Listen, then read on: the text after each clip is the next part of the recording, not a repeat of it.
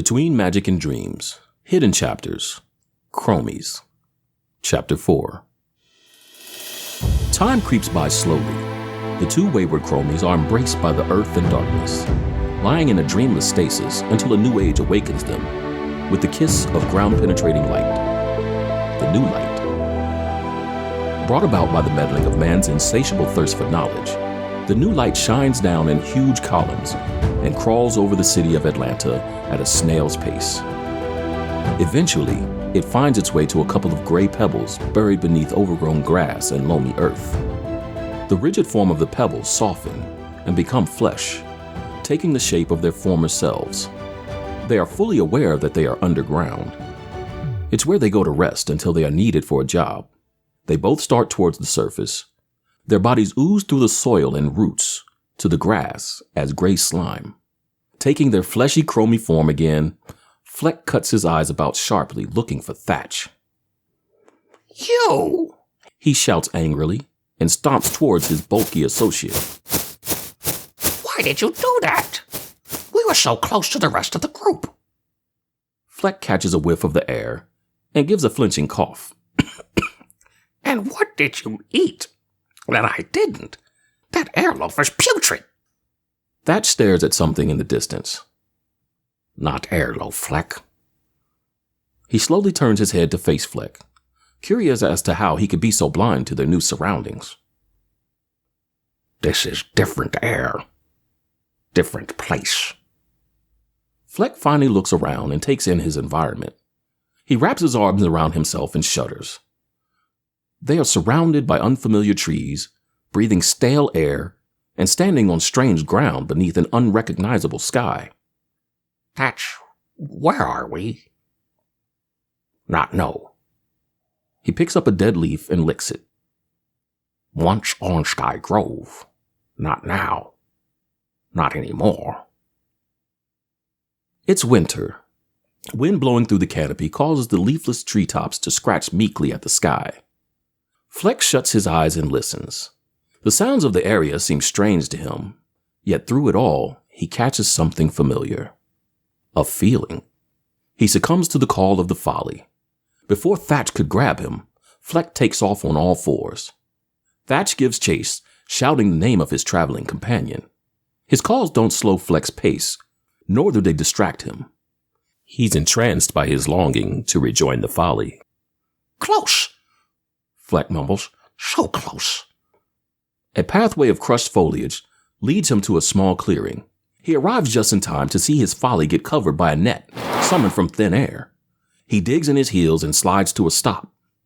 Thatch finally catches up. Within the clearing is a gnome and two humans. With them is an imp on the back of a hamster. Look, Fleck. He points to the left of the trapped Cromies. That looked like New Guardian. He takes Fleck by the arm and pulls him back towards the bushes. New Guardian has forest heart. They both watch as the imp hands the gnome a brightly glowing cherry. Thatch is captivated by the mere glimpse of the heart. He finds it odd that having never laid eyes on a forest heart, he has no doubt of what he's seeing. What? Why? He stammers in total disbelief. This makes no sense. Why would the Guardian do this? Not know, Fleck. Everything muddled and clobdrubble. One thing we know. He rests his hand on Fleck's shoulder. Now we protect heart. Fleck looks at Thatch through eyes that now form narrow slits. You're mad. He pushes off while still keeping eye contact. You're still playing adventurer? Look what they've done. We don't know anything. Where are we? Why have they done that to our folly? How can the two of us do anything when the others fell so easily? Right. We know nothing about place. Nothing about New Guardian. Nothing, nothing, nothing. That's why we must do something, Fleck. Do something, we learn something. Do nothing, we learn nothing.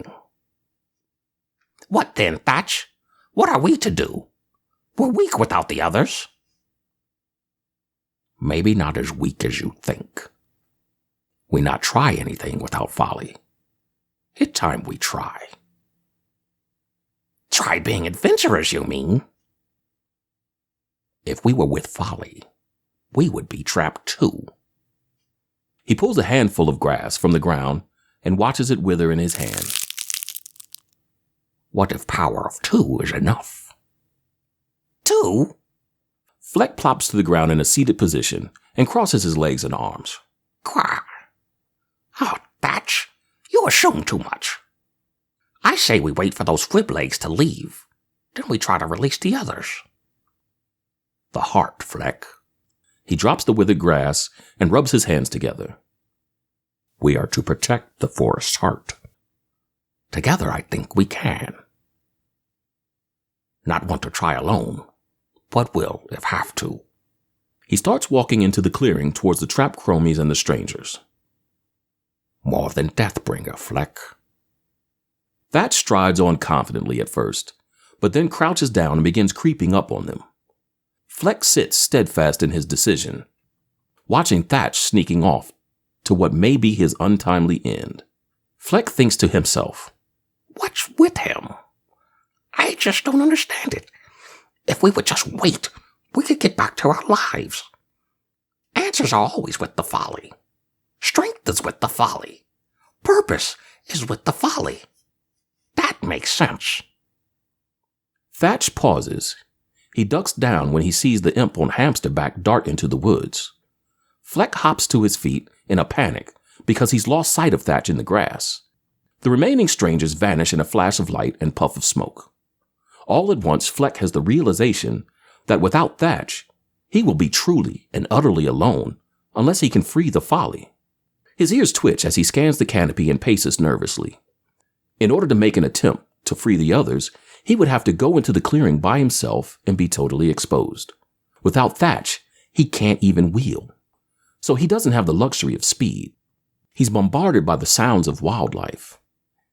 Never has he heard of Cromies becoming prey, but there is always a first time. He can see the netted folly, but not Thatch. The thought of rejoining the group coaxes a bit of courage from the shadowy yellow depths of his insides, and he scuttles out into the clearing on what he feels are legs of jelly. The closer he gets, the more emboldened he becomes. He's in full sprint by the time he reaches the withered, dry surroundings of the folly. Their aura is an effect on the environment, even beyond the magical net.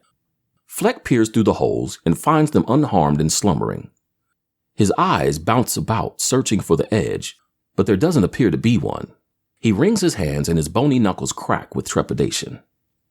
Not knowing what else to do, he takes hold of the net and tries to lift it.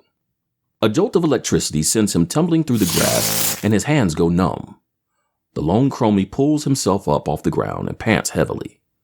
The pain he feels is nothing compared to the thought of trying to survive in this unfamiliar place without the security he so longs for.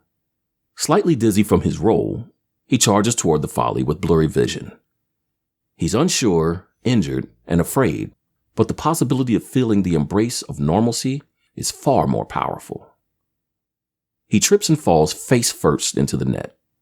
A second later, he is jolted once again and he's thrown several yards into the clearing. Half his face is singed and the numbness has crept up his arms. Fleck resents the winter sky for staring down at him and accentuating his smallness.